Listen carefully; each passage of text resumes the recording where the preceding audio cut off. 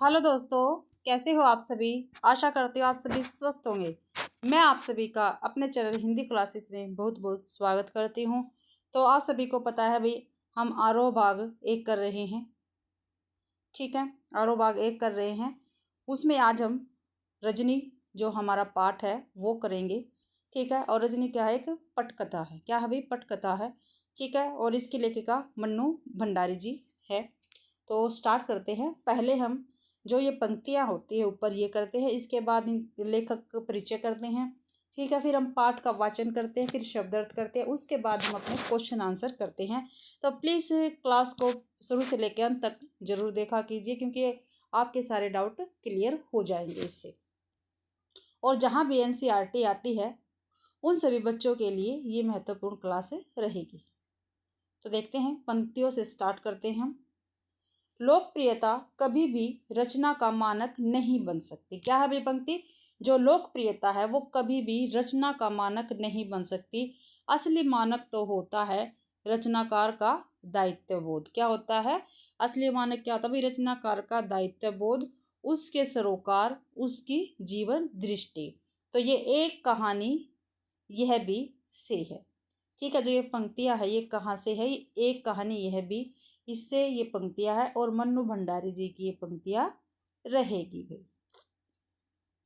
आगे है मन्नू भंडारी जी है, इनका लेखक परिचय मैं करती हूँ। ठीक है, ये हमारी मन्नू भंडारी जी है, आप देख सकते हैं फोटो में। ठीक है, जन्म 3 अप्रैल सन 1931 में भानपुरा मध्य प्रदेश में मन्नू भंडारी जी का जन्म हुआ था।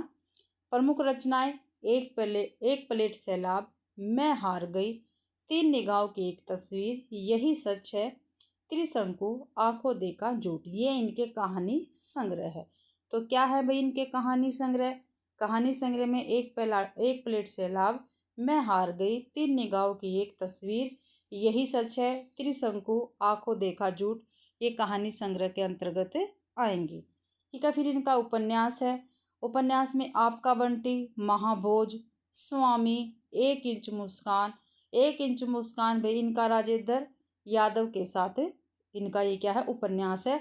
और राजेंद्र यादव क्या है, मन्नू भंडारी जी के पति थे भाई। ठीक है, फिर है पटकथाएं। ठीक है, पटकथा में रजनी, निर्मला, स्वामी और दर्पण। देखो भाई यहाँ पे स्वामी इनका उपन्यास भी है। ठीक है, मन्नू भंडारी का स्वामी क्या है, पटकथा में भी आएगा, आपको ध्यान रखना है। ठीक है, फिर मन्नू भंडारी है, इनको भाई सम्मान, कौन कौन से सम्मान मिले ये देखना हमें। तो मन्नू भंडारी को भाई हिंदी अकादमी दिल्ली का शिखर सम्मान ये भी इनको मिला है। बिहार सरकार, भारतीय भाषा परिषद कोलकाता, राजस्थान संगीत नाटक अकादमी और उत्तर प्रदेश हिंदी संस्थान द्वारा पुरस्कृत किया गया है। तो ये भाई इनको मन्नू भंडारी जी को सम्मान प्राप्त थे। हिंदी अकादमी दिल्ली का शिखर सम्मान, बिहार सरकार, भारतीय भाषा परिषद कोलकाता, ठीक है, राजस्थान संगीत नाटक अकादमी और उत्तर प्रदेश हिंदी संस्थान द्वारा पुरस्कृत किया गया था इनको। आगे इनके विषय में बात करते हैं। मन्नू भंडारी हिंदी कहानी में उस समय सक्रिय हुई जब नई कहानी आंदोलन अपने उठान पर था। क्या भाई, जब नई कहानी आंदोलन ठीक अपने उठान पर था, उस टाइम मन्नू भंडारी क्या थी, हिंदी कहानी में सक्रिय हुई थी। नई कहानी आंदोलन यानी छठा दशक में जो नया मोड़ आया उसमें मन्नू जी का विशेष योगदान रहा। किसमें भाई, छठा दशक में जो नया मोड़ आया था उसमें मन्नू भंडारी जी का विशेष योगदान रहा था नई कहानी आंदोलन के अंतर्गत। उनकी कहानियों में कहीं पारिवारिक जीवन, कहीं नारी जीवन और कहीं समाज के विभिन्न वर्गों के जीवन की विसंगतियों विशेष आत्मीय अंदाज में अभिव्यक्ति हुई है। उन्होंने आक्रोश, व्यंग्य और संवेदना को मनोवैज्ञानिक रचनात्मक आधार दिया, वह चाहे कहानी हो, उपन्यास हो या फिर पटकथा ही क्यों न हो गई। ठीक है, आगे देखते हैं। यहाँ आप मन्नू जी द्वारा लिखित एक पटकथा पढ़ने जा रहे हैं। ठीक है, पटकथा यानी पट या स्क्रीन के लिए लिखी गई कथा।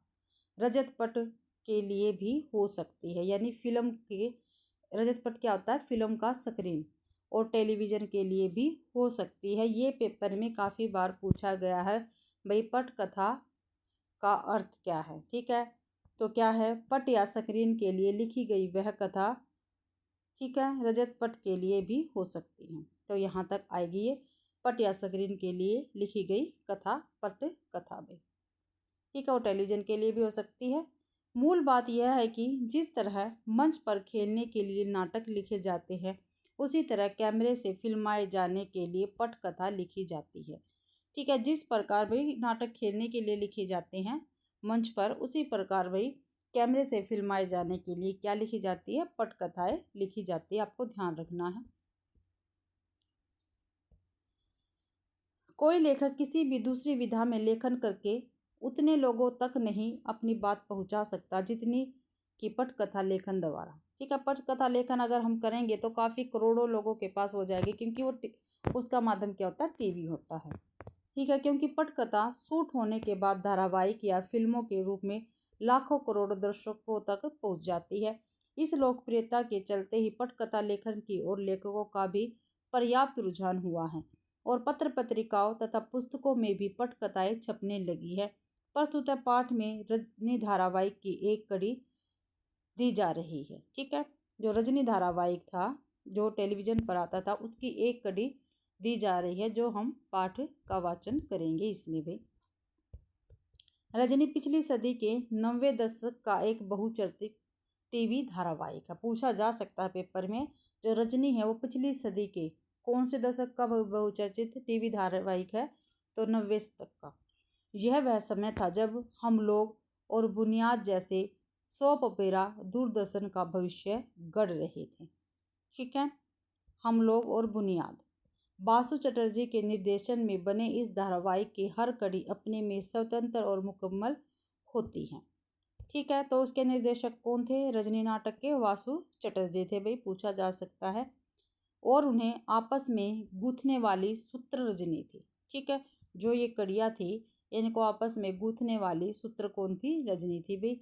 हर कड़ी में यह जुझारू और इंसाफ पसंद स्त्री पात्र किसी न किसी सामाजिक राजनीतिक समस्या से जूझती नजर आती थी।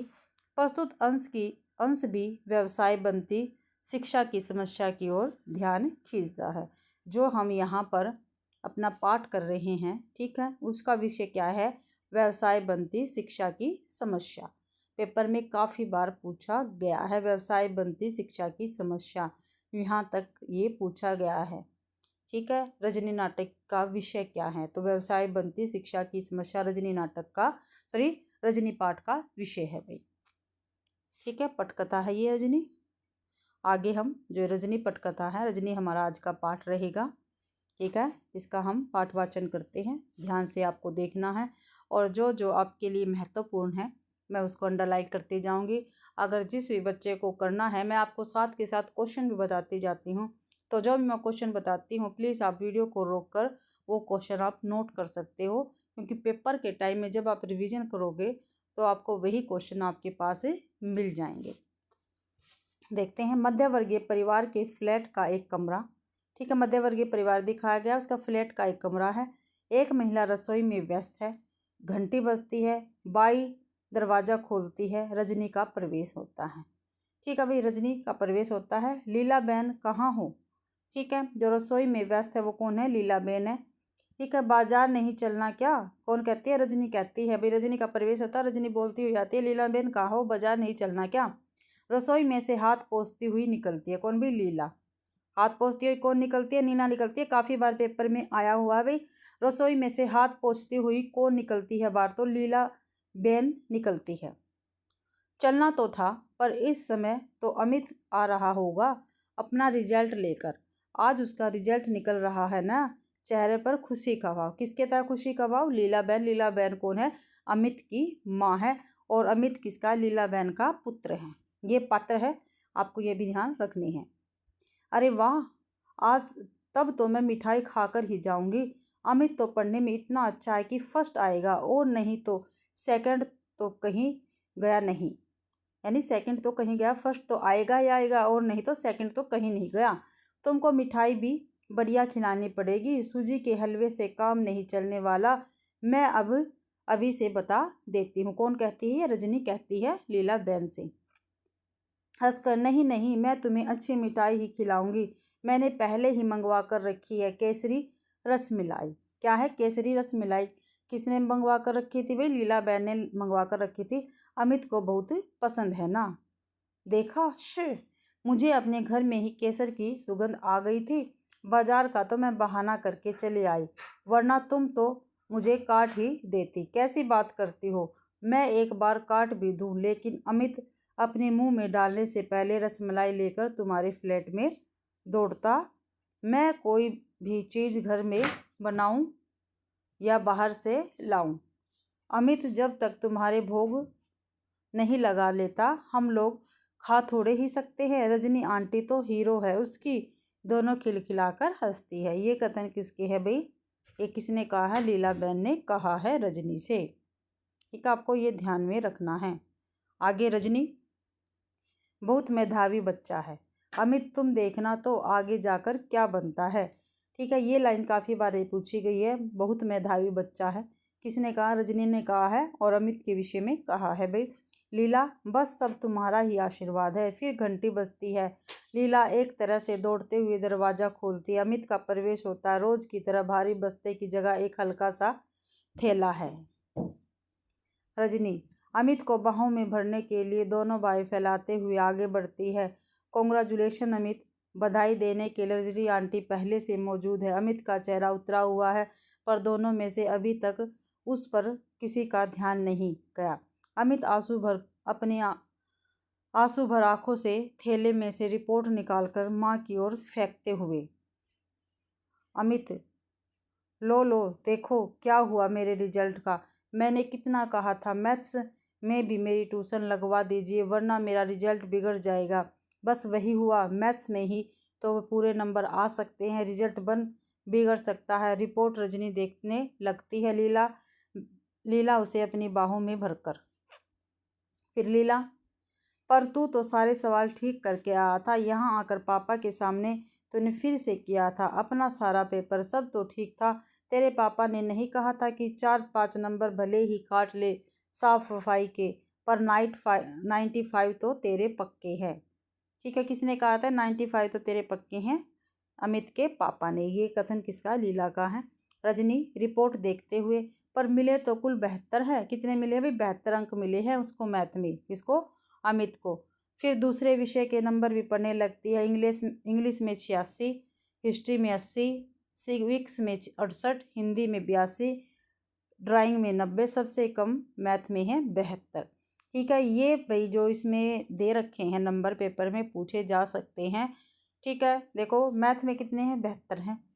इंग्लिश में 86 हैं, ध्यान रखना आपको। हिस्ट्री में 80 है, सिविक्स में 88 है, हिंदी में आपको काफ़ी ध्यान देना है, हिंदी में 82 नंबर है, और ड्राइंग में 20 है। सबसे कम किस में? मैथ्स में ही नंबर है अमित के। अमित गुस्से और दुख से कम तो होंगे ही। ट्यूशन नहीं लेने से मिलते कहीं अच्छे नंबर। सर तो बार बार कहते ही थे कि ट्यूशन कर लो, वरना फिर बाद में मत रोना, रो पड़ता है। यह कहकर भाई अमित।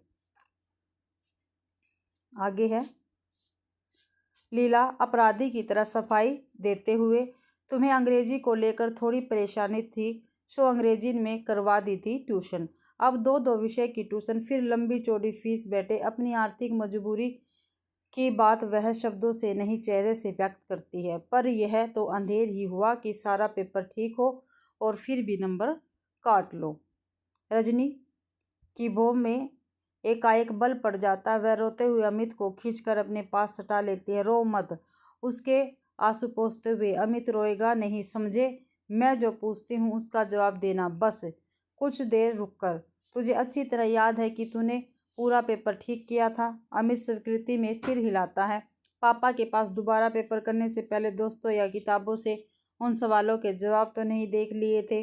अमित, नहीं, जो के तो आकर कर दिए थे, हमको आते थे वो सारे सवाल। रजनी, मैथ के सर कौन है? अमित, मिस्टर पाठक हैं। कौन है भी मैथ के सर? मिस्टर पाठक, आपको ध्यान रखना है। रजनी, कितने लड़के ट्यूशन लेते हैं उनसे? अमित, 22 लड़के। और मिस्टर पाठक जो मैथ्स के टीचर है, उनसे कितने बच्चे ट्यूशन लेते हैं? तो 22 बच्चे ट्यूशन लेते हैं। पेपर में आया हुआ है क्वेश्चन। साल के शुरू में तो 8 लेते थे, फिर पहले टर्मिनल के बाद से 15 हो गए। हाफ ईयरली के बाद 7 लड़कों ने और लेना शुरू कर दिया। मुझसे भी तभी से कह रहे थे। लीला, हाफ ईयरली में तो इसके 96 नंबर आए थे। इसी ने बताया था कि क्लास में सबसे ज़्यादा है। रजनी, उसके बाद भी कहते हैं कि ट्यूशन लो। अमित, हाँ, कॉपी लौटाते हुए कहा था कि तुमने किसी किया तो अच्छा है, पर यह तो हाफ ईयरली है, बहुत आसान पेपर होता है इसका तो। अब अगर ईयरली में भी पूरे नंबर लेने हैं तो तुरंत ट्यूशन लेना शुरू कर दो, वरना रह जाओगे। 7 लड़कों ने तो शुरू भी कर दिया था, पर मैंने जब मम्मी पापा से कहा, हमेशा बस एक ही जवाब, मम्मी की नकल उतारते हुए, मैथ्स में तो तू वैसे ही बहुत अच्छा है, क्या करेगा ट्यूशन लेकर। देख लिया, अब 6 पोजीशन आई है मेरी, जो आज तक कभी नहीं आई थी। अमित की आंखों से फिर आंसू टपक पड़ते हैं। रजनी डांटते हुए, फिर आंसू? जानता नहीं, रोने वाले बच्चे रजनी आंटी को बिल्कुल पसंद नहीं। मम्मी ने बिल्कुल ठीक ही कहा और ठीक ही किया। जिस विषय में तुम वैसे ही बहुत अच्छे हो, उसमें क्यों लोगे ट्यूशन? ट्यूशन तो कमज़ोर बच्चे लेते हैं। अमित, आप जानती नहीं आंटी, अच्छे बुरे की बात नहीं होती। अगर सर कहे तो बार बार कहे तो लेनी ही होती है, वरना तो नंबर कम हो ही जाते हैं। रजनी, पेपर अच्छा करो तब भी नंबर कम हो जाते हैं। अमित, हाँ, कितना भी अच्छा करो फिर भी कम हो जाते, जैसे मेरे हो गए। रजनी, यानी कि अच्छा पेपर करने पर भी कम आते हैं, सिर्फ इसलिए कि ट्यूशन नहीं ली थी? तो यह तो सर की गलती नहीं, बदमाशी है। और तू मम्मी से लड़ रहा है, सर से जाकर लड़। अमित इस भाव से सिर हिलाता है मानो कितनी बेकार की बात कर रही है रजनी आंटी। लीला 2 गिलासों में शिकंजी बनाकर लाती है। अमित लेने के लिए हाथ नहीं बढ़ाता तो रजनी घुड़कती है। रजनी, चलो पियो शिकंजी। देखते नहीं चेहरा कैसा पसीना पसीना हो रहा है। दोनों शिकंजी पीने लगते हैं। इस दौरान रजनी कुछ सोच रही है शिकंजी खत्म करके। कल आप 9 बजे तैयार रहिए, अमित साहब, आपके स्कूल चलना है। अमित एकदम डर जाता है। कल से तो छुट्टी है, पर आप अगर स्कूल जाकर कुछ कहेंगी तो सर मुझसे बहुत गुस्सा हो जाएंगे। वहाँ मत जाइए प्लीज़, वहाँ बिल्कुल मत जाइए। लीला, हाँ रजनी, तुम कुछ करोगी कहोगी तो अगले साल कहीं और ज़्यादा परेशान न करे इसे। अब जब रहना इसी स्कूल में है तो इन लोगों से झगड़ा। रजनी बात को बीच में ही काटकर गुस्से से, यानी कि वे लोग जो भी जुल्म ज्यादती करे हम लोग चुपचाप बर्दाश्त करते जाए, यही बात कहने में डर लगता रहा है तुम्हें तुझे तेरी माँ को। अरे जब बच्चे ने सारा पेपर ठीक किया है तो हम कॉपी देखने की मांग तो कर ही सकते हैं, पता तो लगे कि आखिरी किस बात के नंबर काटे हैं। अमित झुंझलाकर, बता तो दिया आंटी आप। रजनी गुस्से से, ठीक है तो अब बैठ कर रो, तुम माँ बेटे दोनों। दंदनाती निकल जाती है दोनों के चेहरे पर एक असहाय सा भाव। लीला, अब यह रजनी कोई और मुसीबत न खड़ी करे। दृश्य समाप्त होता है। ठीक है, पहला दृश्य समाप्त होता भी ध्यान रखना है। पहला दृश्य खत्म हो गया है, नया दूसरा दृश्य स्टार्ट होता है। स्कूल के हेड मास्टर का कमरा है। बड़ी सी टेबल है, दीवार के सहारे रखी कांच की अलमारी में बच्चों द्वारा जीते हुए कप और शील्ड्स जमे हुए हैं। दीवार पर कुछ नेताओं की तस्वीरें, एक बड़ा सा मैप लटका है। एक स्कूल के हेड मास्टर के कमरे का वातावरण तैयार किया जाए। हेड मास्टर काम में व्यस्त है। चपरासी बड़े अदब से एक चिट लाकर रखता है। हेड मास्टर कुछ क्षण उसे देखता रहता है। हेड मास्टर, बुलाओ। रजनी का प्रवेश। नमस्कार करती है। हेडमास्टर, बैठिए। कुछ देर रुककर कहिए, मैं आपके लिए क्या कर सकता हूँ? रजनी, मैं 7th क्लास के अमित सक्सेना की मैथ्स की कॉपी देखना चाहती हूँ। हेडमास्टर के चेहरे पर ऐसा भाव जैसे वह कुछ समझा न हो। ठीक है, जो अमित था भाई वो कौन सी क्लास में था? वो 7th क्लास में था। ठीक है, और अमित का पूरा नाम क्या है? अमित सक्सेना। ईयरली एग्जाम की कल ही जिसका रिजल्ट निकला है। आगे है headmaster, sorry madam, yearly exam की कॉपियाँ तो हम लोग नहीं दिखाते। रजनी, जानती हूँ मैं, लेकिन बात यह है कि अमित ने मैथ्स का पेपर पूरा ठीक किया था, लेकिन उसे कुल 72 नंबर ही मिले हैं। कॉपी देखकर सिर्फ यह जानना चाहती हूँ कि अमित को अपने बारे में कुछ गलतफहमी हो गई थी या गलती एग्जामिनर की है। एक एक शब्द पर जोर देकर बोलती है। कौन भाई? रजनी। हेडमास्टर सारी बात को बहुत हल्के ढंग से लेते हुए, आप भी कमाल करती है, बच्चे ने कहा और आपने मान लिया। अरे हर बच्चा घर जाकर यही कहता है कि उसके पेपर बहुत अच्छा किया है और उसे बहुत अच्छे नंबर मिलेंगे। अगर हम इसी तरह कॉपियाँ दिखाने लग जाए तो यहाँ तो पेरेंट्स की भीड़ लगी रहे सारे समय। इसलिए तो ईयरली एग्जाम की कॉपियाँ न दिखाने का नियम बनाया गया है स्कूलों में। रजनी अपने गुस्से पर काबू पाते हुए, देखिए आप चाहे तो अमित का पूरा रिजल्ट देख सकते हैं। मैथ्स में हमेशा 100% नंबर लाता रहा है। इस साल भी उसने पूरा पेपर ठीक किया है। 23 आ ही जाता है। कॉपी देखकर मैं सिर्फ यह जानना चाहती हूँ कि नंबर आखिरकार कटे किस बात के हैं। हेडमास्टर आप बहस करके बेकार ही अपना और मेरा समय बर्बाद कर रही हैं। मैंने कह दिया न कि इन कॉपियों को दिखाने का नियम नहीं है और मैं नियम नहीं तोड़ूंगा। रजनी व्यंग्य से, नियम यानी कि आप स्कूल बहुत नियम से चलता है? भाई आपका स्कूल नियम से चलता है? हेडमास्टर गुस्से से, what do you mean? Rajni I mean what I से। नियम का जरा भी ख्याल होता तो इस तरह की हरकतें नहीं होती। स्कूल में कोई बच्चा बहुत अच्छा है किसी विषय में, फिर भी उसे मजबूर किया जाता है कि वह ट्यूशन ले। यह कौन सा नियम है आपके स्कूल का? हेडमास्टर देखिए, यह टीचर और स्टूडेंट्स का अपना आपसी मामला है। वो पढ़ने जाते हैं और वो पढ़ाते हैं। इसमें न स्कूल आता है न स्कूल के नियम।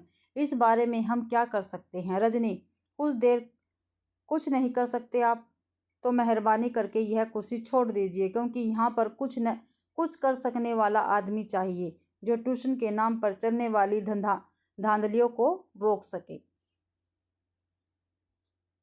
मासूम और बेगुनाह बच्चों को ऐसे टीचर्स के शिकंजों से बचा सके जो ट्यूशन न लेने पर बच्चों के नंबर काट लेते हैं। और आप है कि कॉपियाँ न दिखाने के नियम से उनके सारे गुनाह ढक देते हैं। हेडमास्टर चीख कर, will you please get out of this room? जोर जोर से घंटी बजाने लगता है। दौड़ता हुआ चपरासी आता है। मैम साहब को बाहर ले जाओ। रजनी मुझे बाहर करने की जरूरत नहीं। बाहर कीजिए उन सब टीचर को जिन्होंने आपकी नाक के नीचे ट्यूशन का यह घिनौना रैकेट चला रखा है। व्यंग्य से, पर आप तो कुछ कर ही नहीं सकते, इसलिए अब मुझे ही कुछ करना होगा और मैं करूँगी। देखिए आप। तमतमाती हुई निकल जाती है। हेडमास्टर चपरासी पर ही बिगड़ता है, जाने किस किस को भेज देते हो भीतर। चपरासी मैंने तो आपको स्लिप ला कर दी थी साहब। हेडमास्टर गुस्से में स्लिप की चिंदी चिंदी करके फेंक देता, कुछ इस भाव से मानो रजनी की ही चिंदिया बिखेर रहा हो। ये दूसरा दृश्य यहाँ पे समाप्त होता है।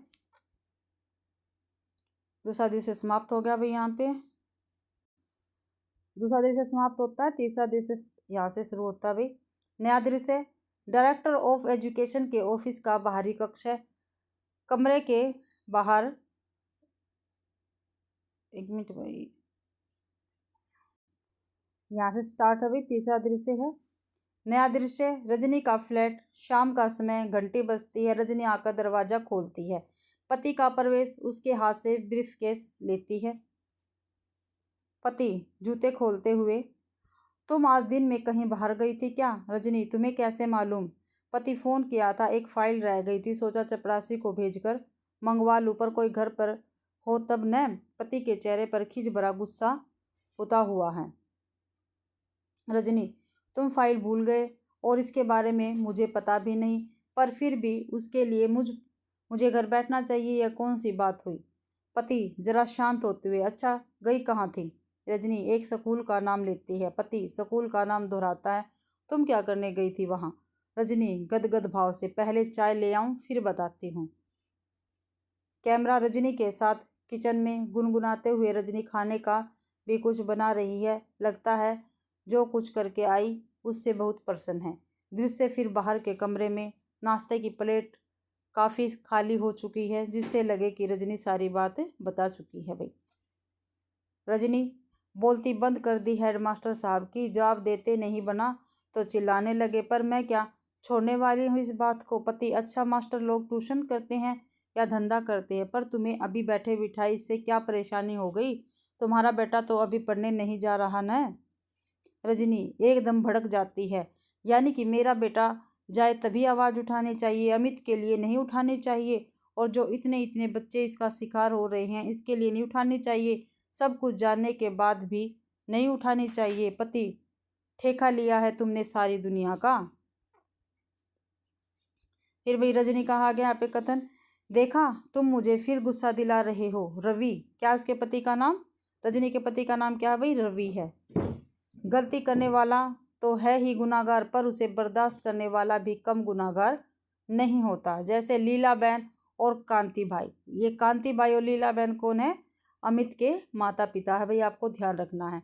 और हजारों हजारों माँ बाप, लेकिन सबसे बड़ा गुनाहगार तो वह है जो चारों तरफ अन्याय, अत्याचार और तरह तरह की धांधलियों को देखकर भी चुप बैठा रहता है, जैसे तुम नकल उतारते हुए। हमें क्या करना है? हमने कोई ठेका ले रखा है दुनिया का? गुस्से और हिकारत से माई फुट उठकर भीतर जाने लगती है। जाते जाते मुड़कर, तुम जैसे लोगों के कारण ही तो इस देश में कुछ नहीं होता, हो भी नहीं सकता। भीतर चली जाती है। पति बेहद हताश भाव से दोनों हाथों से माथा थामकर चढ़ा दिया सूली पर। फिर क्या है? दृश्य समाप्त होता है। फिर वे नया दृश्य शुरू होता है, चौथा। ठीक है। डायरेक्टर ऑफ एजुकेशन के ऑफिस का बाहरी कक्ष है। इसका भी डायरेक्टर ऑफ एजुकेशन, फोर्थ दृश्य में है ये। कमरे के बाहर उसके नाम और पद का तख्ता लगा था, साथ ही मिलने का समय भी लिखा है। एक स्टूल पर चपरासी बैठा है। सामने की बेंच पर रजनी और 3-4 लोग बैठे हैं, प्रतीक्षारत, यानी प्रतीक्षा कर रहे हैं वो, भाई हमारा नंबर किस टाइम आएगा। रजनी के चेहरे से बेचैनी टपक रही है, बार बार घड़ी देखती है। मिलने का समय समाप्त होता जा रहा है। रजनी चपरासी से कितनी देर और बैठना होगा? चपरासी, हम क्या बोलेंगे? जब साहब घंटी मारेगा बुलाएगा तभी तो ले जाएंगे, बहुत बिजी रहता है साहब। रजनी अपने में ही गुनगुनाते हुए, यह तो लोगों से मिलने का समय है, न जाने किस में बिजी बनकर बैठ जाते हैं। चपरासी दूसरी तरफ देखने लगता है। कैमरा ऑफिस के अंदर चला जाता। साहब मेज पर पेपर वेट घुमा रहा है,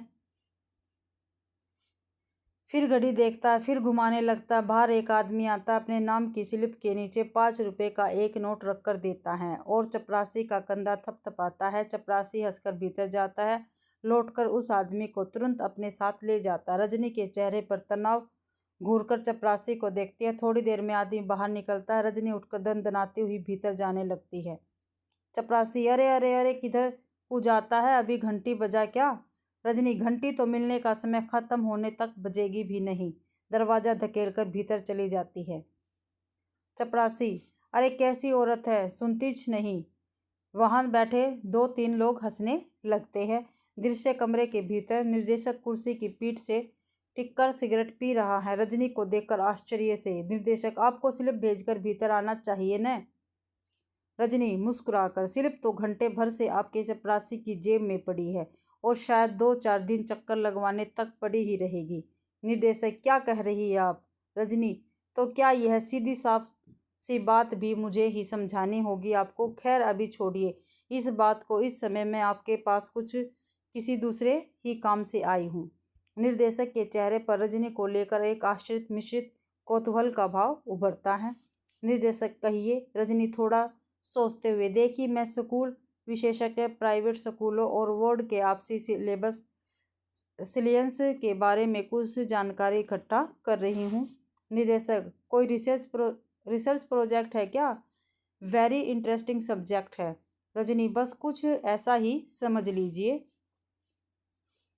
निर्देशक, कहिए आप क्या जानना चाहती हैं? रजनी, जिन प्राइवेट स्कूलों को आप रिकग्नाइज करते हैं उन्हें बोर्ड शायद 90% ग्रांट देता है। निर्देशक जरा गर्व से, जी हाँ देता है। बोर्ड का काम ही यह है कि शिक्षा के प्रचार प्रसार में जितना भी हो सके सहयोग करे। It's our duty madam. ठीक है, तो देखो ये क्वेश्चन आपका बनता है। ठीक है, प्राइवेट स्कूलों को सरकारी जो बोर्ड होता है वो कितने % ग्रांट देता है? तो 90% ग्रांट देता है, आपको ध्यान रखना ये। रजनी, जब इतनी बड़ी ऐड देते हैं तो आपको कोई कंट्रोल भी रहता होगा स्कूलों पर। निदेशक ऑफ कोर्स बोर्ड के बहुत से ऐसे नियम हैं जो स्कूलों को मान्य होते हैं। स्कूल मानते हैं, सिलेबस बोर्ड बनाता है, फाइनल ईयर के एग्जाम बोर्ड कंडक्ट करवाता है। रजनी निर्देशक के चेहरे पर नजरें गड़ाकर, स्कूलों में आजकल प्राइवेट ट्यूशन का जो सिलसिला चला हुआ है, ट्यूशन क्या बच्चों को लूटने का जो धंधा चला हुआ है, उसके बारे में आपका बोर्ड क्या करता है? निर्देशक बड़े सहज भाव से, इसमें धंधे की क्या बात है? जब किसी का बच्चा कमज़ोर होता है तभी उसके माँ बाप ट्यूशन लगवाते हैं। अगर लगे कि कोई टीचर लूट रहा है तो उसे टीचर से न ले ट्यूशन, किसी और के पास चले जाए। यह कोई मजबूरी तो है नहीं। रजनी, बच्चा कमज़ोर नहीं, होशियार है, बहुत होशियार। उसके बावजूद उसका टीचर लगातार उसे कोसता रहता है कि वह ट्यूशन ले वरना पछताएगा। लेकिन बच्चे के माँ बाप को जरूरत नहीं लगता और वे नहीं लगवाते। जानते हैं क्या हुआ? मैथ्स का पूरा पेपर ठीक करने के बावजूद उसे 72 नंबर मिलते हैं। जानते हैं क्यों? क्योंकि उसने टीचर के बार बार कहने पर ट्यूशन नहीं लिया। मैथ्स के नंबर वही बार बार में बता रखे हैं, तो आप इसको अच्छे प्रकार से ध्यान रखना। कितने नंबर थे मैथ्स में? 72। कितने थे? 72 नंबर थे। निर्देशक वेरी सैड, हेडमास्टर को एक्शन लेना चाहिए ऐसे टीचरों के खिलाफ। रजनी, क्या खूब, आप कहते कि हेडमास्टर को एक्शन लेना चाहिए। हेडमास्टर कहते हैं मैं कुछ नहीं कर सकता, तब करेगा कौन?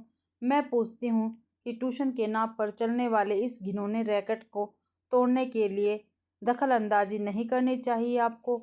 आपके बोर्ड को चेहरा तमतमा जाता है। निर्देशक, लेकिन हमारे पास तो आज तक किसी पेरेंट से इस तरह की कोई शिकायत ही नहीं आई। रजनी, यानी कि शिकायत आने पर ही आप इस बारे में कुछ सोच सकते हैं? वैसे शिक्षा के नाम पर दिन दहाड़े चलने वाली इस दुकानदारी की आपके बोर्ड ऑफ एजुकेशन को जानकारी ही नहीं, कोई चिंता ही नहीं। बहुत व्यंग्यात्मक ढंग से कहती है भाई रजनी निर्देशक को। निर्देशक, कैसी बात करती हैं आप? इतने कितने इम्पोर्टेंट मैटर्स रहते हैं हम लोगों के पास। अभी पिछले 6 महीने में तो नई शिक्षा प्रणाली को लेकर ही कितने सेमिनार्स ऑर्गेनाइज किए हैं हमने। रजनी व्यंग्य से, आहा, इम्पोर्टेंस मैटर्स, नई शिक्षा प्रणाली। अरे पहले इस शिक्षा प्रणाली के छेदों को तो रोकिए, वरना बच्चों के भविष्य के साथ साथ आपकी नई शिक्षा प्रणाली भी छनकर गड्ढे में चली जाएगी। निर्देशक थोड़े गुस्से के साथ, आप ही पहली महिला है और हो सकता है कि आखिरी भी हो और इस तरह की शिकायत लेकर आई है। रजनी, ठीक है, तो फिर आपके पास शिकायत का ढेर ही लगवा कर रहूँगी। झटके से उठकर बाहर चली जाती है। निर्देशक देखता रहता, फिर कंधे उचका देता है। अब मोन्टाज में कुछ दृश्य दिखाए जाए। रजनी फ़ोन कर रही है, मेज पर कुछ पत्थर रखे हैं और रजनी एक रजिस्टर में उनके नाम पते उतार रही है भाई। साथ में 2 महिलाएं और भी हैं। फिर एक के बाद एक 3-4 घरों से माँ बाप से मिल रही है, उन्हें समझा रही है। साथ में लीला बहन और 3-4 महिलाएं और भी है। दृश्य समाप्त होता, चौथा दृश्य समाप्त हो गया है। 5वें दृश्य हमारा नया दृश्य है भाई। किसी अखबार का दफ्तर, कमरे में संपादक बैठे हैं, साथ में 3-4 स्त्रियों के साथ रजनी बैठी है। संपादक, आपने तो इसे बाकायदा एक आंदोलन का रूप ही दे दिया। बहुत अच्छा किया। इसके बिना यहाँ चीज़ें बदलती भी तो नहीं हैं। शिक्षा के क्षेत्र में फैली इस दुकानदारी को तो बंद होना ही चाहिए। रजनी एकाएक जोश में आकर, आप भी महसूस करते हैं ना ऐसा? तो फिर साथ दीजिए हमारा अखबार यदि किसी इशू को उठा ले और लगातार उस पर चोट करता रहे तो फिर वह थोड़े से लोगों की बात नहीं रह जाती, सबकी बन जाती है। आंख मूंद कर नहीं रह सकता फिर कोई उससे। आप सोचिए जरा, अगर इसके खिलाफ कोई नियम बनता है तो कितने पेरेंट्स को राहत मिलेगी, कितने बच्चों का भविष्य सुधर जाएगा, उन्हें अपनी मेहनत का फल मिलेगा, माँ बाप के पैसे का नहीं। शिक्षा के नाम पर बचपन से ही उनके दिमाग में यह तो नहीं भरेगा कि पैसा ही सब कुछ है। वे संपादक हंसकर, बस मैं समझ गया आपकी सारी तकलीफ, आपका सारा गुस्सा। रजनी, तो फिर दीजिए हमारा साथ, उठाइए इस इशू को, लगातार लिखिए और धुआंधार लिखिए।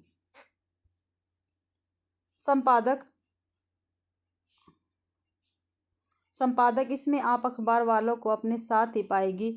अमित के उदाहरण से आपकी सारी बातें मैंने नोट कर ली है। एक अच्छा सा राइट अप तैयार करके पीटीआई के द्वारा मैं एक साथ फ्लैश करवाता हूँ। रजनी गदगद होते हुए, एक काम और कीजिए, 25 तारीख को हम लोग पेरेंट्स की एक मीटिंग कर रहे हैं, राइट अप के साथ इसकी सूचना भी दे दीजिए तो सब लोगों तक खबर पहुंच जाएगी। व्यक्तिगत तौर पर हम मुश्किल से 100-125 लोगों से संपर्क कर पाए हैं, वह भी रात दिन भाग दौड़ कर।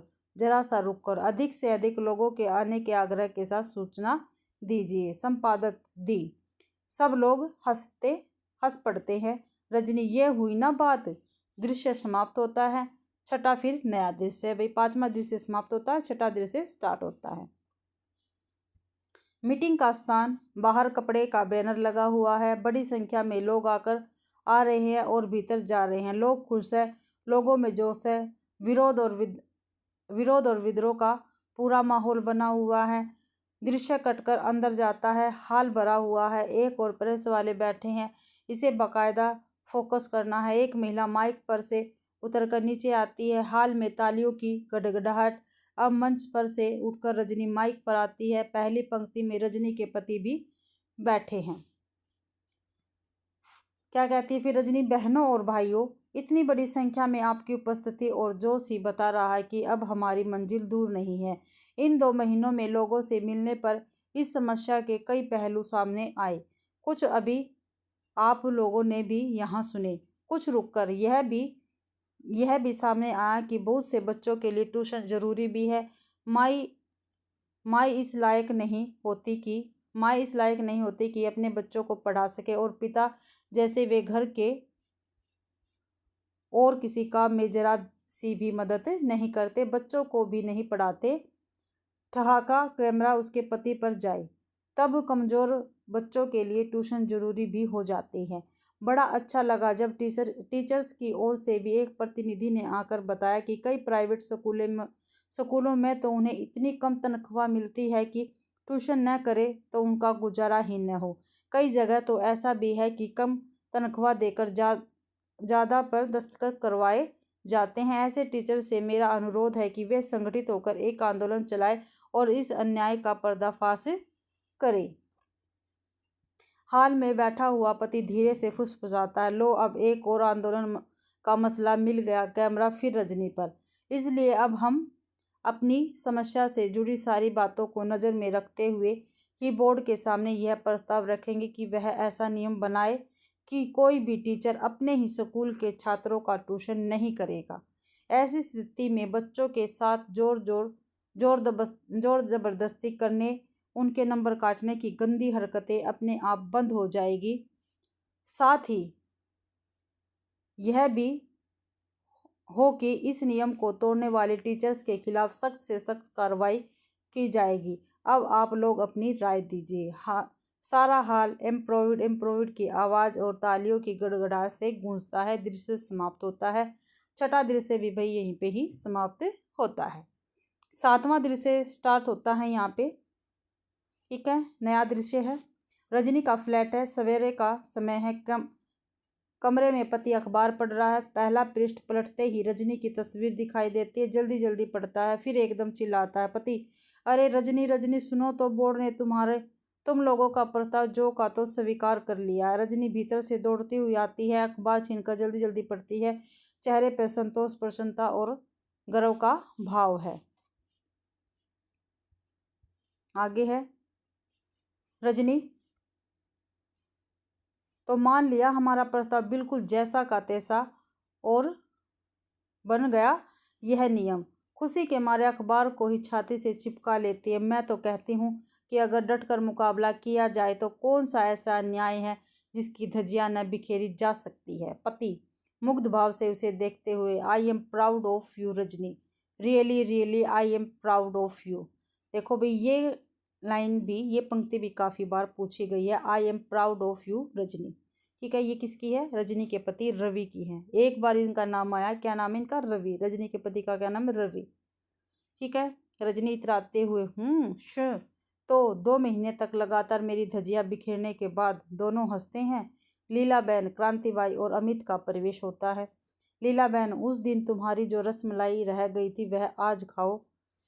कांतिबाई, और सबके हिस्से की तुम ही खाओ भाई। तो यहाँ पे नहीं भी थोड़ा सा और रह गया। अमित दौड़कर अपने हाथ से उसे रसमलाई खिलाने लगता, पर रजनी उसे अमित के मुंह में डाल देती है। तो ये भी क्वेश्चन आया था, अमित के मुंह में रसमलाई किसने डाली? तो रजनी ने डाली भाई। सब हंसते हैं। हंसी के साथ ही धीरे धीरे दृश्य समाप्त हो जाता है। तो पेपर में ये भी पूछा गया है भाई, जो रजनी पटकथा है उसमें कितने दृश्य हैं? तो उसमें कितने दृश्य हैं? 7 दृश्य हैं भाई, 7 दृश्य है, आप याद रखना। और हृदय भी कहते हैं भाई, कितने हृदय हैं? 7 हृदय, आपको बस ये ध्यान में रखना है। अब हम इसके शब्दार्थ करेंगे। कॉन्ग्रेचुलेशन, बधाई हो, मुबारक हो। हाफ ईयरली, 6 माही, अर्धवार्षिक, बेगुनाह, जिसका कोई गुनाह न हो, निर्दोष। आगे है भाई हिकारत, उपेक्षा, डायरेक्टर ऑफ एजुकेशन, शिक्षा निदेशक, रिकॉग्नाइज, मान्य, रिसर्च प्रोजेक्ट,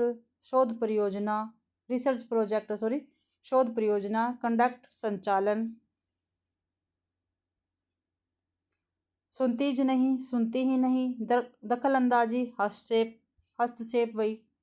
पेरेंट्स, अभिभावक, इम्पोर्टेंस मैटर्स, महत्वपूर्ण विषय, बाकायदा, कायदे के अनुसार, इशू, मुद्दा, फोकस करना, ध्यान में लाना, इम्प्रूव्ड, स्वीकृति, मोन्टाज, दृश्य मीडिया, टेलीविजन में जब अलग अलग दृश्य या छवियों को एक साथ इकट्ठा कर उसे संयोजित किया जाता, उसे मोन्टाज कहते हैं। क्या, किसको कहते हैं? मोन्टाज। दृश्य मीडिया में जब अलग अलग दृश्यों या छवियों को एक साथ इकट्ठा करके उसे संयोजित किया जाता है, उसे मोन्टाज कहते हैं भाई। ठीक है, तो यहाँ पे हमारे शब्दार्थ हो गए हैं। अब हम इसके करेंगे PYQ। ठीक है, इस लेसन के PYQ हम अब करेंगे। तो देखते हैं, रजनी की लेखिका कौन है? जो रजनी हमारा पाठ है यानी पटकथा है, उसकी लेखिका कौन है? तो A Subhadra Kumari Chauhan, B Shivani, C Mannu Bhandari, D Mahadev Verma. तो C ऑप्शन अपना ठीक रहेगा। मन्नू भंडारी रजनी पाठ की लेखिका रहेगी। दूसरा क्वेश्चन है, रजनी किस विधा से संबंधित है? जो रजनी है वो किस विधा से संबंधित है? तो A कहानी से, B निबंध से, C एकांकी से, या D पटकथा से। तो पटकथा से रजनी संबंधित है। लीला ने मंगवा रखी थी, जो लीला बेन थी उसने क्या मंगवा रखी थी? ठीक है, बर्फी, केसरी रसमलाई, जलेबी या इमरती। तो केसरी रसमलाई लीला ने मंगवा रखी थी भाई। अमित के गणित में कितने नंबर आए थे? ठीक है, कितने नंबर आए थे भाई अमित के नंबर में? अमित के गणित में कम नंबर आए थे। क्यों आए थे भाई कम नंबर? एक, ट्यूशन लेने से, B ट्यूशन न लेने से, C कम पढ़ने से, या D % गलत करने से। तो B ऑप्शन ठीक रहेगा, ट्यूशन न लेने से गणित में अमित के कम नंबर आए थे भाई। मैथ्स के सर थे, कौन थे मैथ्स के सर? मिस्टर शर्मा थे, मिस्टर पाठक थे, मिस्टर गुप्ता या मिस्टर गर्ग। तो B ऑप्शन ठीक रहेगा, मिस्टर पाठक मैथ्स के सर थे भाई। लीला 2 गिलासों में क्या लेकर आई थी? जो लीला है अमित की माँ, वो 2 गिलासों में क्या लेकर आई थी भाई? तो A दूध, B शरबत, C शिकंजवी, या D जूस। तो शिकंजवी लेकर आई थी लीला 2 गिलासों में। अमित को मैथ में कुल कितने नंबर मिले थे? कितने नंबर मिले थे भाई?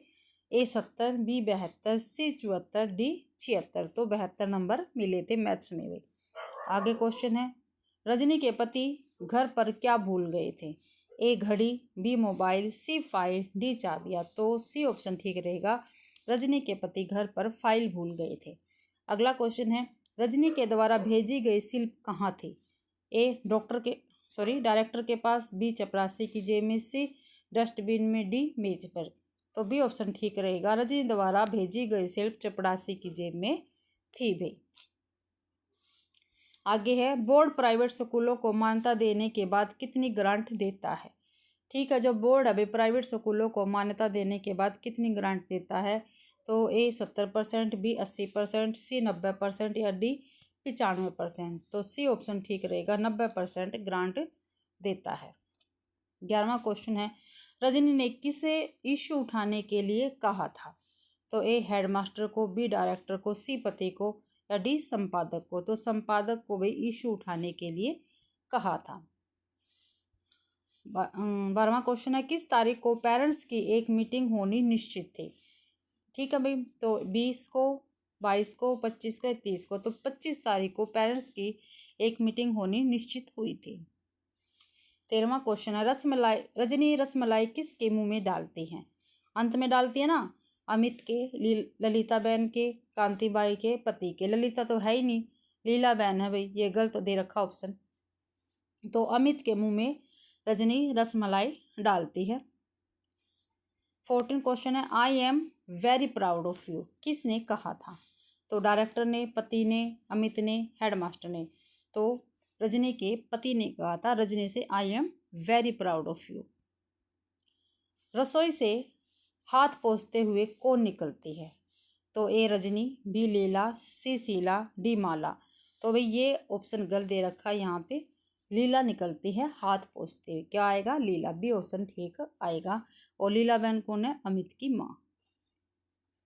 16वां क्वेश्चन है, बहुत मेधावी बच्चा है, अमित के लिए यह कथन किसने कहा है? तो ए रजनी ने, बी हेडमास्टर ने, सी लीला ने, डी पाठक ने। तो रजनी ने कहा है बहुत मेधावी बच्चा है अमित के लिए भाई। पाठक सर से कुल कितने लड़के ट्यूशन लेते थे? ठीक है, तो 20, 22, 25, 30। तो 22 बच्चे पाठक सर से ट्यूशन लेते थे भाई। 18वां क्वेश्चन है, अब यह रजनी कोई और मुसीबत न खड़ी करे कथन किसका है? तो हेडमास्टर का है, डायरेक्टर का है, रजनी के पति का, लीला का। तो लीला का ये कथन है, डी ऑप्शन ठीक रहेगा। आगे है भाई, शिक्षा के क्षेत्र में फैली इस दुकानदारी को तो बंद होना ही चाहिए, यह कथन किसका है? तो हेडमास्टर का, डायरेक्टर का, संपादक का, रजनी के पति का। तो ये भाई संपादक का कथन है, शिक्षा के क्षेत्र में फैली इस दुकानदारी को तो बंद होना ही चाहिए, ये संपादक का कथन रहेगा। 20वां क्वेश्चन है, संपादक किसके द्वारा राइट ऑफ फ्लैक्स करवाएगा? जो संपादक है वो किसके द्वारा राइट ऑफ फ्लैक्स करवाएगा? तो पीटीआई के द्वारा, पीटीसी के द्वारा, पीटीटी के द्वारा, पीटीटी के द्वारा। पीटीआई के द्वारा संपादक राइट ऑफ फ्लैक्स करवाएगा। 21वां क्वेश्चन है, मीटिंग में प्रस्तुत प्रस्ताव को जो का तो किसने स्वीकार कर लिया था? ठीक है भाई, जब मीटिंग हुई थी और उसमें जब प्रस्ताव लिखा गया था उसको जो का तो किसने स्वीकार किया था? तो ये हेडमास्टर ने, बी डायरेक्टर ने, सी बोर्ड ने या डी संपादक ने। तो बोर्ड ने जो का तो स्वीकार कर लिया था भाई। आगे है 22वां क्वेश्चन, निर्देशक ने नई शिक्षा प्रणाली पर क्या ऑर्गेनाइज किए? ए प्रदर्शनी, बी सेमिनार्स, सी नुक्कड़ नाटक, डी संगीत सम्मेलन। तो बी सेमिनार्स ऑर्गेनाइज किए थे भी। तो बी ऑप्शन अपना ठीक रहेगा। आगे है 23वां क्वेश्चन, डायरेक्टर के दफ्तर में रजनी की स्लिप कहाँ थी? तो ए डायरेक्टर के पास, बी चपरासी के पास, सी डस्टबिन में, डी डस्टबिन। तो बी ऑप्शन ठीक रहेगा, रजनी चपरासी की जेब में थी भाई स्लिप। देखो आगे ना, रजनी में कितने हृदय है? ठीक है, कई बार हृदय भी आए हैं, कई बार दृश्य भी आए हैं भाई। तो कितने हैं? मैंने करवाया ना पीछे 7, एक बार बताया है, 7 दृश्य है रजनी में। रजनी को अपने घर में ही किसकी सुगंध आई थी? एक गुलाब की, केसर की, रजनीगंधा की है, केवड़े की। तो केसर की सुगंध आई थी रजनी को अपने घर में ही भाई। तो इसी के साथ भाई आज की अपनी क्लास कंप्लीट होती है। आशा करती हूँ आप सभी को क्लास पसंद आई होगी। अगर आप सभी को क्लास पसंद आती है तो प्लीज़ मेरी वीडियो को ज़्यादा से ज़्यादा शेयर करें, लाइक करें और कमेंट तो आप करना बिल्कुल भी ना भूलें। ठीक है, और मेरे चैनल को भी सब्सक्राइब ज़रूर करें। ठीक है, और भाई मेरा एक टेलीग्राम चैनल है जहाँ पे मैं PDF शेयर करती हूँ, तो प्लीज़ मेरे चैनल को भी ज्वाइन करें, टेलीग्राम चैनल को। और आप सभी का मेरी क्लास देखने के लिए बहुत बहुत धन्यवाद।